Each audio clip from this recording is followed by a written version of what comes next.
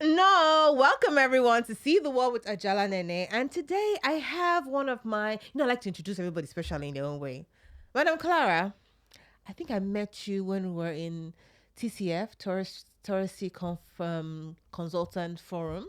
Yes, Yes, absolutely. that's I where we remember. met. I think you were like the chairman then, and we had to work a bit together. Yes. Yes, that's where I remember you from. So let me just read your bio to our audience. All right, Okay. so Clara Chinwe Okoro is the founder and chief operating officer at the travel tech company My Beautiful Africa. And she's also the executive producer at Brandworld Media. She's an accomplished TV host, international resource speaker, multiple award winner, and an entrepreneur like me. She's the chairman of Brand Journalists Association of Nigeria. With her passion and focus on promoting digital transformation in the travel, tourism, and hospitality sector, she hosts the annual Tourism and Tech Summit, which I have attended at least, I think, 2 or 3 editions. Yes. So this is the question I usually ask my guests. Why tourism? What made you enter into the industry? Did you study it or did you, like most people say, bump into it? I think it's the second one. I bumped into it. Okay. So it was basically during my trips when I was still running my TV show, and I had traveled extensively. Mm-hmm. And I just realized that Africa was underrepresented on the global stage. And the light bulb went off on a trip at Gambia when I saw all the beauty around me. And it occurred to me that it was intentional for the West to keep Africa under wraps. Intentional. Why do you say Yes. that? It was basically their wealthy folks who come here on safaris and holidays, Okay. and the average Westerner travels within their own vicinity for their typical holiday. Yeah. And because Africa was a gem, I'm sure the wealthy, in quote, because of their class system, doesn't want to share this beautiful gems with the average ordinary citizen. So that's why you now started your My Beautiful Africa. I like that name. Why did you Thank you. choose that name? Because, in all honesty, I don't know any other continent that has beautiful landscapes Yeah. like Africa does. We have the sun, we have the wind, we have the everything. The Beautiful culture, white sand food. beaches, the food, the vibrant colors, and everything. That's why the royal family will come to Africa, go to Zimbabwe and Absolutely. to come and spend their holidays because they want the Absolutely. sun and Like the I beaches. told you, it's they're wealthy and they keep it away from the average ordinary citizen who they encourage to travel within their own countries. And not ours. Yeah. Okay, so how old is My Beautiful Africa, and what have you guys done so far that has helped push tourism and travel within Nigeria and Africa? So it's about 8 years now that the idea came up, but I, officially registered it as a business in 2019. Okay, So basically, we're about five, going on six officially years. 5, Yes, 6 years. officially. And the niche I took from day one was to focus on the technology aspect Yes, I of, like that part. yes, the Yes, industry, because there's a huge gap, big one. and like I do say, if you're not on the internet, you're not anywhere. Mm-hmm.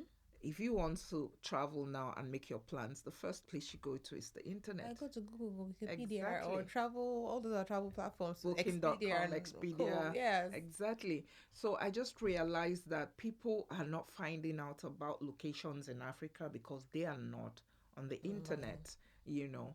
And then the infrastructures also.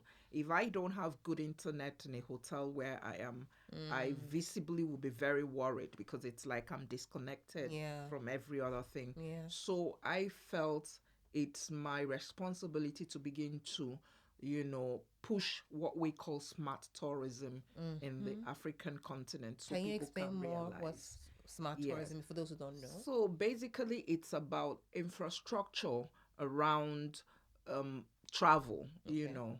where, for instance, if I come into a city, I can, from the airport, be able to navigate my way within that city because I have the tools at my disposal Yeah. to know, yes, where my Google map will take me, where the internet is very effective, the hotels that are more compliant with tech tools that would, Yeah. So when people have those information at their disposal, it makes for easy leveraging to say, okay, I get down at the airport, I know the apps I can use in the city Yeah.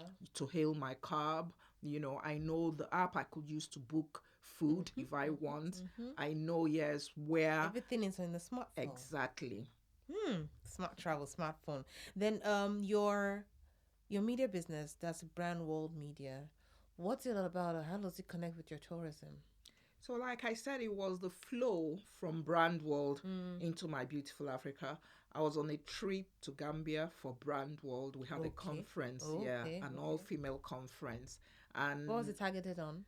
It was targeted at leadership, female leadership, and the tools they needed to be equipped to effectively be deployed in their political ambitions. So I was covering it as a journalist for Brandworld, and I stayed in an Airbnb in Gambia, and every day I took a walk because I'd like to explore my, environment whenever I travel. And the flora, the fauna, the white beaches and everything was so astounding. And I'm like, you mean people spend money to go to the UK that doesn't have these things? Half of what they have, not half of what Africa has. I didn't even know this existed in the continent. If not for brand media, you would have known. Exactly. So I felt Africa was a brand that needed to be built and put out there. And so these beautiful aspects, with the help of the communications and advertising industry, could begin campaigns. Just like you have Incredible India. Yeah. You have countries that... India. Exactly. I never forget that song. Never. It's that, pictures fed into your subconscious that wants you to now... Like I keep saying, what the West has done is package Europe as a go-to destination through the advertising they push to you. Yeah. And if Africa can do the same, we'll bring in the footfalls. And I think we need more of the foreign exchange because it's supposed to help us to help our GDP grow. Like I'm doing my master's right now in media and communications, and I'm focusing on tourism media. And what I'm discovering is that there's so much work that needs to be done when it comes to putting us out there, the promotion part, because countries in Europe that don't have half of what we have, they are putting themselves out there and we see them. Then we have, and we're not even seeing it. Even we ourselves inside, we do a day inside the country, the continent itself. We're not exploring. It's called engineering. They've engineered your mindset to believe that what you have is not worth it. And then they make their own destinations so, appealing. Yes, it's subconsciously. When you get there, find out really... It's concrete. Paris is concrete. But they've sold their culture. They've sold their Eiffel Tower. Absolutely. So to you, the beach in Diani in the south of Kenya is not as fine. Meanwhile, fine. the Indian Ocean can never be equated to the River Seine in Paris. The Indian Ocean is, it was one of the most beautiful places I had stepped on earth, and I didn't know it was in the continent of Africa. We have a lot of collaboration to do to make this thing happen. Now, let me go straight to your Tourism and Technology Summit. I attended last year's edition, and I loved how we're able to connect everything we do. Like the legal aspect was very interesting. We're talking about IP and all these kind of things. We don't think they're tourism or tech related, but they are.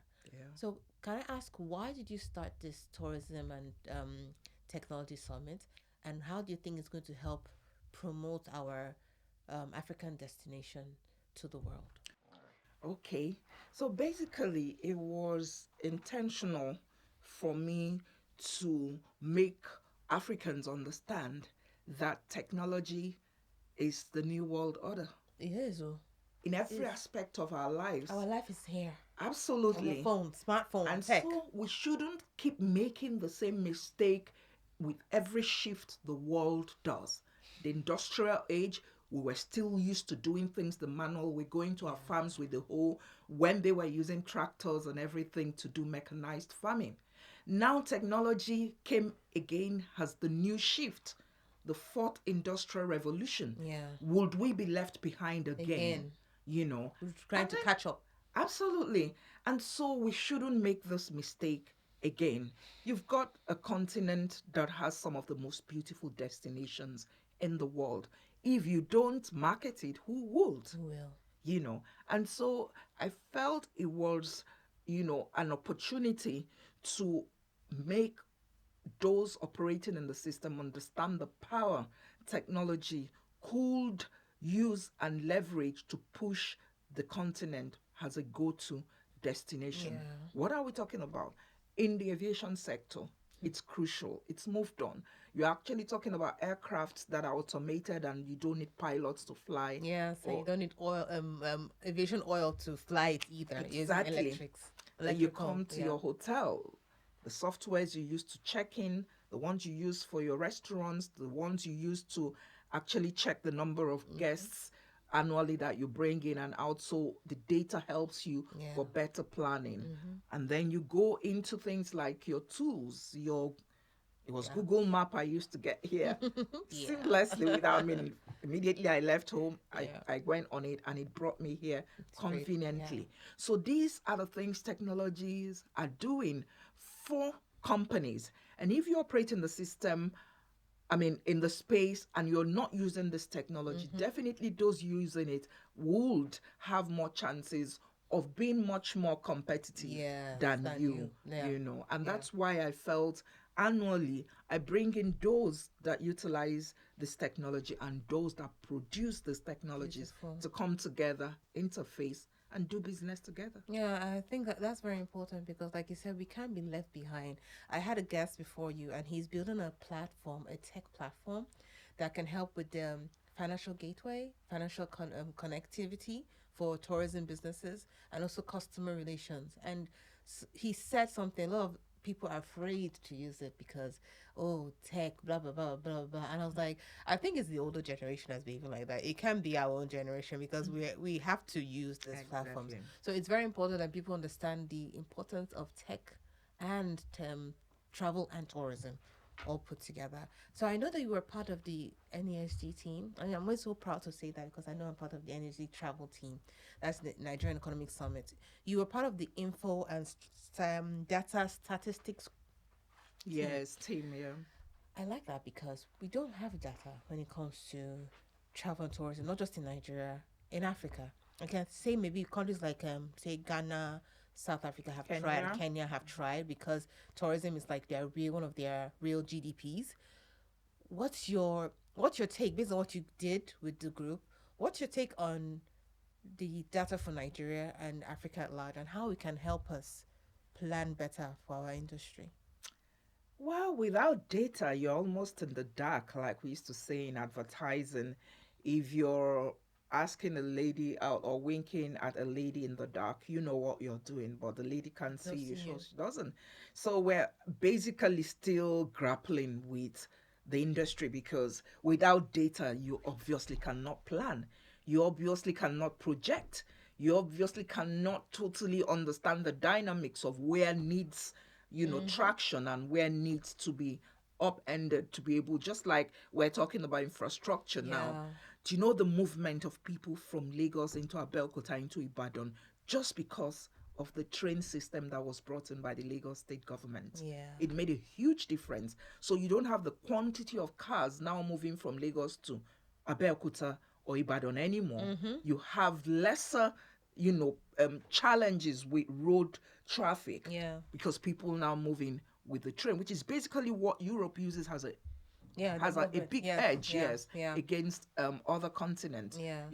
So without data, it will be extremely very difficult to project, to plan, and to seamlessly have a graph where you can plot what kind of financial trajectory you want for your industry and how to achieve and activate it. Okay. Thanks for that, ma'am. You're also the director of media and communications for women in hospitality in Nigeria. Hey, girls.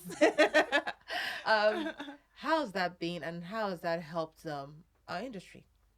Like, basically, I know that it's focused mostly on hospitality, but hospitality, travel, and tourism, we're like sisters and brothers and cousins. Mhm. Um, how's your role been, and how has that been helpful in at least promoting the industry, especially for women?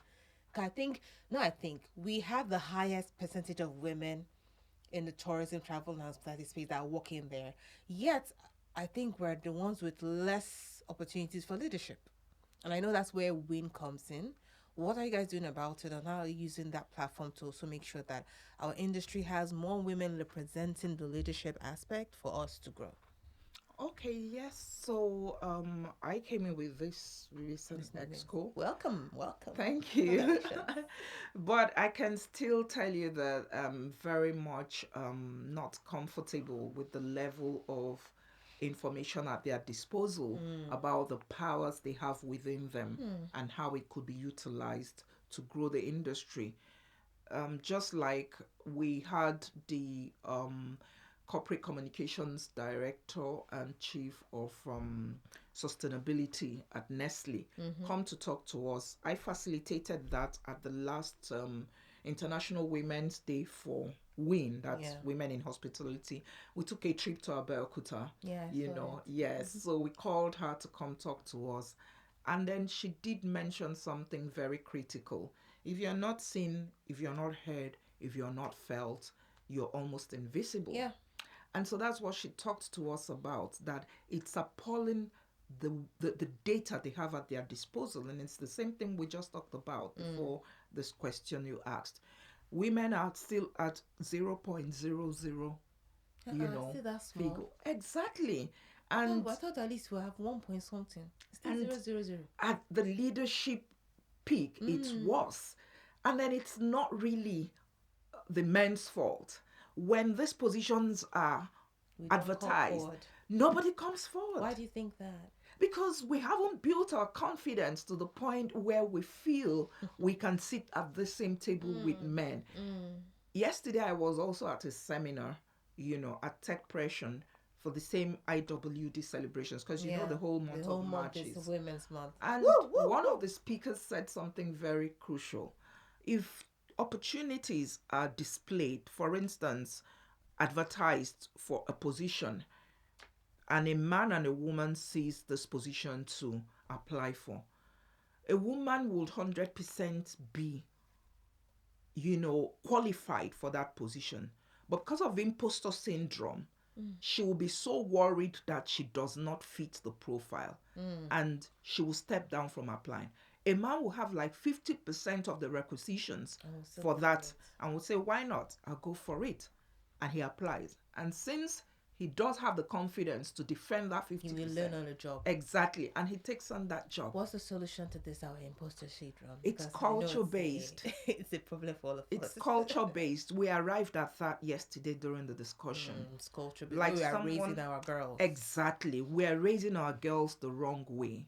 We need to make them understand that they're just two species of us as humans on the surface of the earth. Yeah. And what we have between our ears, which is the brain, does not, differentiate between male, female when it comes to tasks to be attended to in the corporate environment. So if your girl child wants to read engineering, wants to read mathematics, do not tell her she'll end up in the kitchen. Let her go for what she wants because she might have deposited in her some of the solutions that the world wants.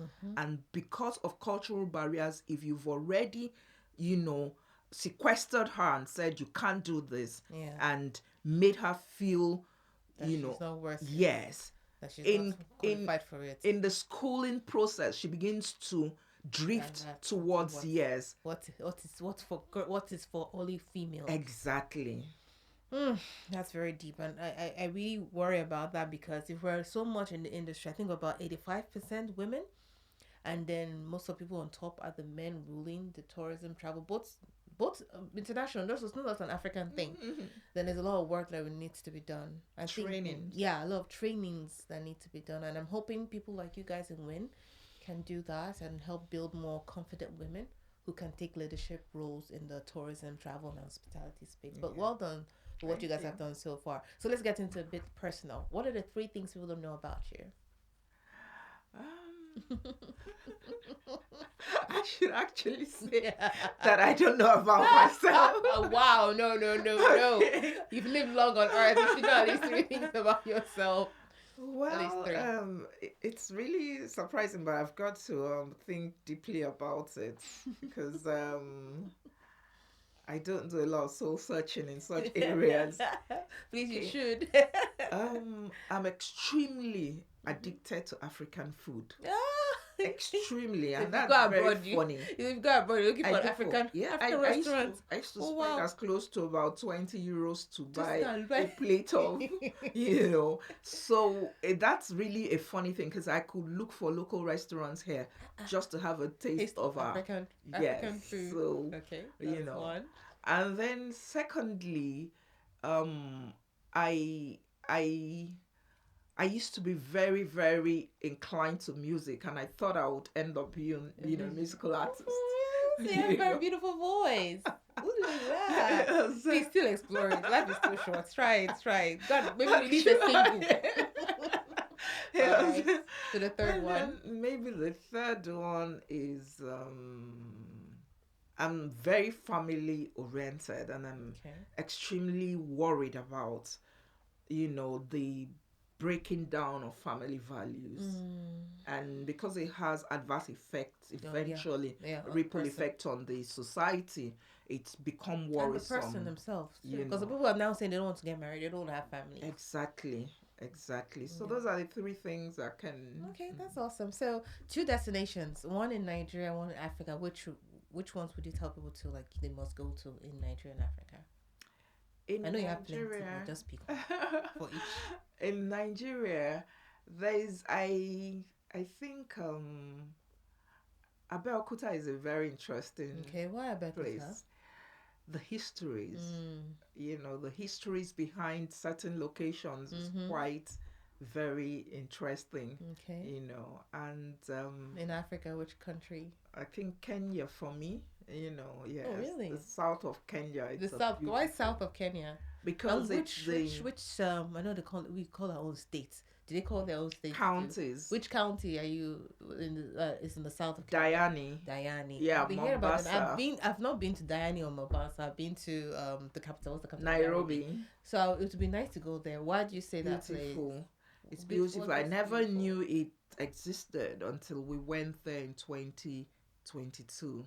It was incredible. No, 2023.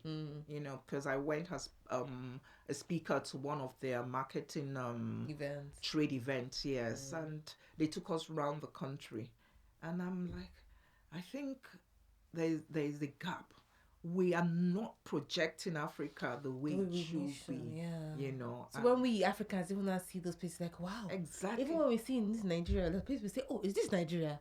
Exactly. Really? Exactly. So I actually mooted an idea to them, which is part of what I'm pursuing. I'm doing the documentation that we need to work with the advertising industry as a CSR project. We go do shots of locations, and then package them and show them to the world. With the internet. It's as simple as that. Right now, digital is free. So let us use it until one day they say no more is free. Let's make the most of it. All right, ma'am, to wrap this up, what advice do you have to anyone coming into the industry, the tourism, hospitality space? Those of us already there, what advice do you have for us? And our veterans, what advice do you have for them?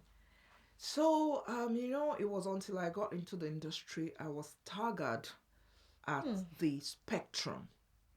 The industry is so huge and versatile. Broad. Exactly. You have the tours, you have the the technology aspect, like I mentioned, you have the transportation logistics, restaurants. You have the aviation, you have the realty, the Airbnb. You have the tour guide. It's huge. Yeah. So you can play in a lot of spaces. Yes. Take one niche if you want to focus, or you take 2-3 niche, combine it and make a company that would focus on those units and then serve your client base. Okay, that's for people coming in, right? That's the advice you're giving them. Exactly. Look at the ecosystem. Like when I first came into the industry, I was everybody wants to be a tour operator, I want to be a travel agent. I was like, everybody cannot be a tour operator. There's so many other things that you can do. And when I started looking into the industry, I said, oh, there's so much. There's logistics, there's feeding, there is tour guide. There's more than just tour operator. I took a course 2 years ago. There's this lady who works with the UN to train women on procurement. Do you know how huge procurement is? In the in the hotel industry? I'm not going to be so. Oh, that one. I'm not surprised. Do you know, to supply, even if it's just the food, the travel items, chain.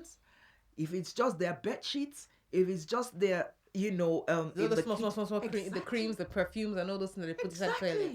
It's another huge. So there's so much. Okay, so then we're already inside. What advice do you have for us? Training. I keep saying you can't stop training. You unlearn. Like I said, I'm doing my masters now, and I'm relearning so many things that I can see. Oh, the industry, we can do this. Absolutely. I never thought of it before because, of course, I wasn't training myself. So I get you. Keep training. Exactly. And Africa is still, to a certain degree, virgin. So the opportunities are huge. Yes. Okay, that's it for us. So for the veterans, those who have been there, those who started this road for us, what advice do you have for them? If they're smart, they need to leave legacies. So you can't go with your experience. You can't die with it. Exactly. So look for ways to pour out those knowledge to the incoming generation. So your name could be put in history as one who contributed. Write a book, have trainings, leave a legacy, build a hub, train people, get funding from international bodies. Use your name as a goalpost in the industry that this person was able to create impact. Because I always tell people, the likes of Tony Elumelu until eternity will be looked upon as a man of impact. Yeah. It's the impact you leave in a space that makes you successful, not what you have in the bank. You're very, very right. So to wrap this up, thank you, Madam Clara. My pleasure. Thanks for being here. And thank you guys for listening. See you at the next edition.